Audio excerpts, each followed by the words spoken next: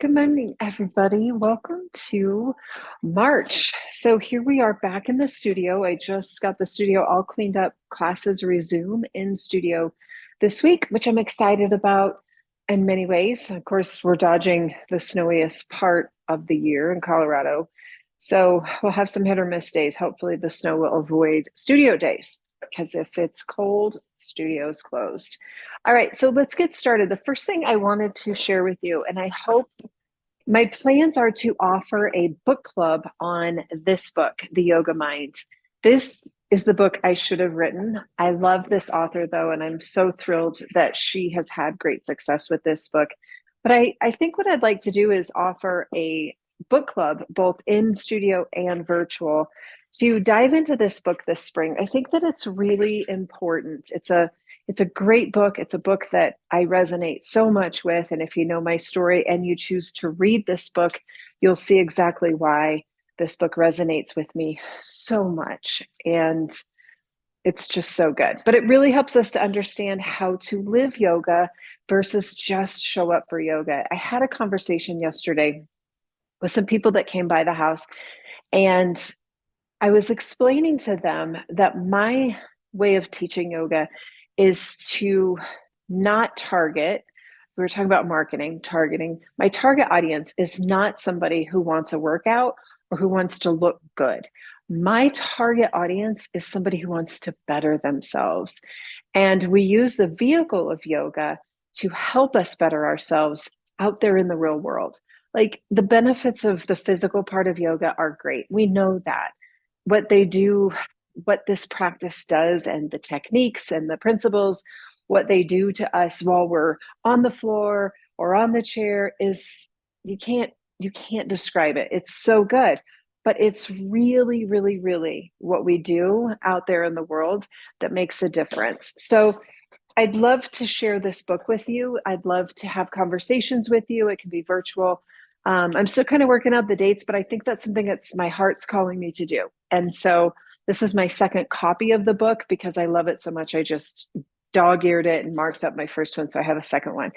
But I think it's something that we need to think about, especially as we move into a hard season, right? We have a lot of stuff going on in the world that's going to be coming from now until the end of the year that can kind of pull us off center. But if we have these principles to fall back on, we're likely to show up in the world at our best despite what's going on in the world. And when we can do that, and we cannot react and respond to the craziness of the world in a negative way, then we know we have found our way. We found it. We figured it out. All right, so we're going to have a gentle yoga practice today. I'm going to be up and down a little bit. Um, you can start sitting on the floor if you prefer, or you can start sitting in a chair. I'm just in my typical folding chair. It's just a metal folding chair, not the most comfortable, but it does the job. So spine is going to be super straight, not a long practice today, just simply getting in tune and in touch with the body. And then I have a little lesson I want to share with you as we go through that process, kind of starting out in a slower version and moving in, just like spring, right? We're coming out of that dormancy, that time of season of our life where we're a little bit quieter. We tend to eat heavier foods. We tend to go to bed earlier. All of those winter activities. Well, now spring has sprung and clocks are turned. So it's time to kind of wake up a little bit. So we're going to play with that in our yoga practice today. So put your hand on your heart, hand on your belly. Take a long breath in, a long breath out. Maybe drift your eyes closed and tune into one of the systems in your body. It could be your respiratory system, and as you feel your chest rise and your belly inflate, it could be your digestive system with your hand on your belly, kind of feeling maybe there's an emptiness or a fullness to your belly, or maybe there's a gnawing or a gurgling or a happy full belly. Whatever it is, just notice. You might tune into your skeletal system and just identify parts of your body that might have some aches and pains this morning. Maybe your ability to see with your eyes closed is bright because the sun is shining on your beautiful face. All of these systems that make up the physicality of us, very important. And then tune a little layer out of the systems of your body into the space that you're in, and just notice any sounds that you might hear. You can hear the furnace kind of churning, or maybe your dishwasher's running. Maybe there's voices in your house or soft music playing. Just tune in to that awareness. And then we're going to go a step out of the space that we're in and see if you can tune into any sounds outside of your home or the space that you're in. Maybe there's traffic whirling by, or perhaps somebody's working in their yard next door, a dog is barking in the distance. Tune into that.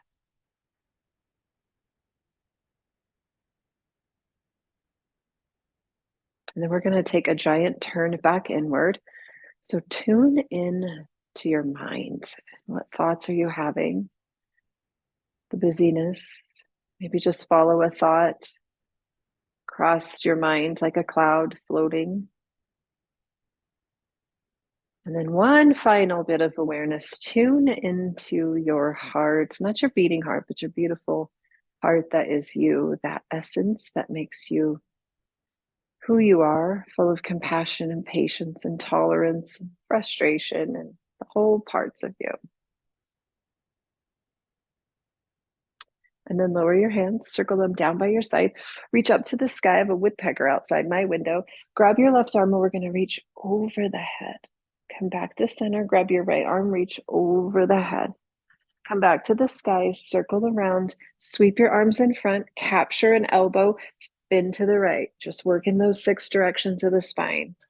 Perfect. Bring your elbows down, round your shoulders, tuck your chin. This time, inhale, bring your elbows up. Keep them up just like they're like fire logs. Lift your chin. Come back to neutral. We're going to do that again. Lower your arms, circle up to the sky, grab your left, pull to the right. Come back to center, grab your right, pull to the left. Come back to center, sweep your arms around, stack them like fire logs, pull your belly in, lower your elbows. Inhale to the sky, chin goes up, fire logs to center. We're going to spin to the right, spin to the left. Come back to center and lower them. All right, sweep your arms out to a T. I'm going to have my thumbs to the back. So I know you can't quite see because my camera's at a weird angle. Look at that sunlight. Isn't that cool? All right, thumbs are going to go way back. So there you can see my little thumbs. This is a huge heart opener, right? So I'm going to draw my arms back, bring them back to neutral. Draw back and neutral. So I'm squeezing my muscles of my upper back, and this is countering those rounded shoulders that we often have when we're at the computer or driving or knitting or cooking or whatever we're doing with slumped over shoulders. 3 more. 2.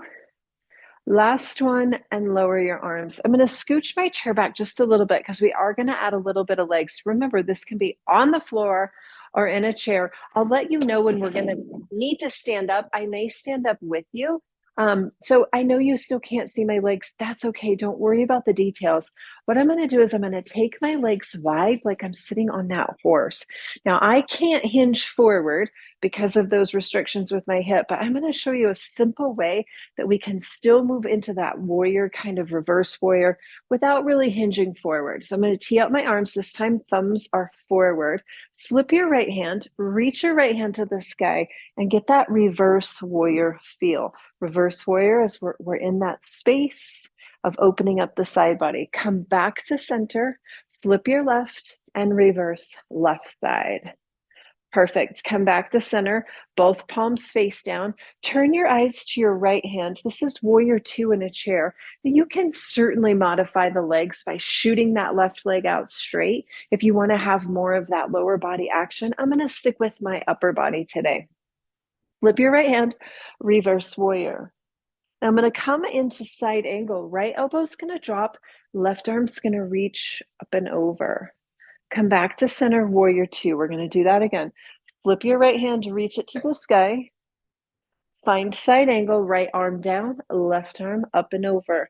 One more time, warrior 2, reverse warrior, side angle, and come back to center. Let's try it on the left side. So look at your left hand, flip your left hand, reverse warrior left side, left elbow drops to the left thigh, right arm up and over. 2 more times. Warrior 2, left side. Look at your left hand. Flip it and reach. Side angle. Really feel that movement through the spine. Come on back. Last time, warrior 2. Flip it and reach. Side angle. It feels so good just to move your body. Perfect. And come on down. So we can have that same vinyasa flow, even if we're sitting on the floor or in a chair. And I'm going to come into hands down on my thighs, and I'm going to begin that Kundalini action that we take where we're building some energy up in the body. This can be done whether you're on the floor or in a chair, and you could also do this standing. But I like to be with my sitting bones on something. So I prefer to be sitting either on the floor or in a chair. We got 3 more. This is so good for energy. 2 more. Last one. And reverse. This is also great for balance. So if you happen to watch my quick little snippet on a quick balance without having to stand on one leg, that we do a lot of these crossing the midlines. 3 more. 2 more. Final one. Come back to center. Take a breath. Empty the breath. Locate your sternum. Pull your sternum in, round your spine. I'm going to turn just so that you can see. I've got this big curved spine here. This is what we call seated cats. My spine's arching back like a cat. And then reverse it. Cow pose, stick your chest forward, lift your belly. Pull in and round. Stick your belly forward, lift your chin. 2 more. Last one. And sit really tall. We're going to go ahead and transition to standing. So I'm going to use my chair just for some support, but you don't have to use a chair. It's nice when we practice chair yoga to have this as an option. The first thing I do, if you do have access to a chair or a sofa, I'm going to show you a great version of downward facing dog. So I'm going to hold on to the back of my chair, and then I'm going to hinge way back and take my tailbone back. Now I'm going to take my eyes to my toes and tuck my chin. Beautiful stretch here. Rise up, drop my hips towards the back of my chair, and I come into this upward facing dog. Beautiful. One more time. Downward facing dog and upward facing dog. So we have dropped the hips towards the chair and lift the nose. I'm going to step my left foot towards the chair. So you could be doing a back of the sofa. I even joke that you could be using your kitchen sink here. Whoa, you could be using your kitchen sink, hands on the sink. Okay, so I'm going to put my hands on the chair, and I'm going to take my right cheek and I'm going to pull it back and then bend my elbows. So I have to be mindful of those precautions, but now I'm getting a really nice stretch through my left leg. This is a version of pyramid. Go ahead and rest your elbows on the chair, the sofa, the kitchen sink, and look at your left toe and just breathe. One more breath here. Pull the left cheek back. And then begin to bring the hands back. We're going to switch sides. So the right leg comes forward, left leg goes back. Right cheek is going to pull back. That's going to keep the spine in alignment. And then I'm going to bend those elbows and come into that bend. Now, my body doesn't particularly love this shape, so I'm going to make some adjustments. I just widen my stance, and then I'm going to look at my right toes and just breathe.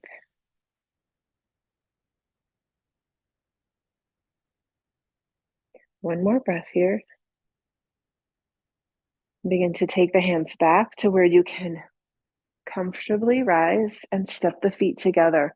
And we're going to turn, and you can be without the chair at this point, or you can still have the chair, but we're going to step on our right leg. I'm going to scoot my chair. You can move it to this side, and we're going to lift to the left knee. Now I have to be super careful here, but I'm doing it. And I'm going to take my hand away, circle my arms up, and find tree pose. Might even be able to open up that leg a little bit and then lower it. Now for you, you're going to take your weight into your left leg, lift your right leg. I'm not able to do that. Circle the arms up, tree pose. Here, I'm a big tree with two trunks, and that's okay. And then lower the arms and lower the feet. So there's ways to get around not being able to stand on one leg. Perhaps it's just not for you today. So you can always stand on both legs, and that's perfectly fine. One of the things to remember at this time of year, as we come out of sort of that dormant season, where maybe we watch more TV during the winter because it's cold, or we spend more time indoors, we start to take these small baby steps to reawaken the body. And it could be something as simple as this yoga practice or something similar, where we're just finding that movement through the warrior series, feeling good about it, doing the upward facing dog, downward facing dog, but starting that process of movement. Now, if we apply this teaching of simply reawakening the body to what's happening outside in nature, I really like to follow the rhythms of nature in my own personal life, but also in my teachings. Is right now, as I look out into my garden, out the window, I can see there are little tiny shoots of green things happening, but there's a lot of old stuff on top of the green. I can see the green, it's there, it's coming, but there's so much stuff from last year that's still there. And so, what I need to do to reawaken my garden is I need to go out there and I need to clear out all the old stuff. I need to clear away last year's growth, last year's death, the leaves, the twigs. There's some trash that's blown in over the winter, and I need to get it all out so that the green can come and it can grow and it can be full and vibrant and bloom into something amazing. Now, in my own life, in order for me to grow, there are things that are cluttering up that space. And I like to kind of symbolize my heart as my garden, just like it's out there. I have some shoots of green in here. I have some things that I've been working on in my personal life. And in order for it to really grow, there's some stuff that's in the way, definitely some stuff that's in the way. And so I need to get in there and clean out my heart, right? I need to get in there and say, like, this is last year's belief. This is last year's fear. This is something that I no longer want in my garden because I'm ready for some new growth to come. And part of my personal yoga practice has been coming out here, moving my body, starting instead of having sort of this very linear, rigid practice, moving my body and getting into that motion of just shedding and shaking all of the stuff out of my system that I've carried into this spring. And so I encourage you to do the same. Take a walk, shake your arms, belly dance, boogie to some music while you're cooking dinner. Do something that enlivens your body, but also knowing that as you reawaken to movement and you get out into the sunshine and things start happening, that you're also being very cognizant and very aware of things that maybe you've been carrying for years, like a wheelbarrow full of junk, that the growth that you have in your heart that is the potential to grow, it can't get through it all. So grab a shovel, start digging out, and then as we go through spring, we're going to start to plant some seeds that we can grow something new in our heart, which I like to do every spring. It's really a practice that I've done for many years. So first up in March, we have a little bit of taste of spring. We see little tiny shoots of growth. There's a tiny bit more sunlight each day. That's good. But the work for March is clearing out the garden. It's clearing out the old stuff. So move a little bit and then spend some time purging, getting rid of. It's a great time too. Speaking of purging, to get rid of some of your old things in your home, things that are cluttering up your space. When we think about living yoga, that's one of the principles, and this book talks about it, how to bring cleanliness and order into your life. We think about that spring cleaning, getting clean windows, cleaning out closets, all important because our space is a reflection of our inner world. So if our space is cluttered and there's an upheaval of stuff, probably inside our mind and our heart is the same. So start that process externally cleaning out garden beds, cleaning out your heart. And what's really cool is that when we find cleanliness, I'm not like, bleach cleanliness, but just order, right? Just order in our heart, order in our relationships, order in our environment. It really does set the stage for some phenomenal growth. So that's the work of March. Clean up, move a little bit, stretch out the body, get the winter funk off, and then we'll continue on this process through the month of March. And then in April, something pretty cool planned. And then I'll be thinking about that book club, kind of some dates to pop in to the studio or virtual, do a little study group. May chunk the book into 3 sections. I think that's doable, just 3 meetings of this book, but it's really good. And I hope that you'll consider getting it. It's linked into my Amazon shop, which you can find the link down below to my Amazon shop. It's called The Yoga Mind. I've got a lot of books there, but that's the one that I would recommend reading, especially at this springtime.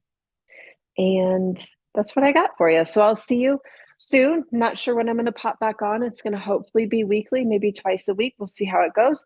And we'll just go from there. But start thinking about what you're carrying in your heart that you no longer want to carry. That might be preventing some pretty amazing growth. And I will see you next time. Take care. Have a great day.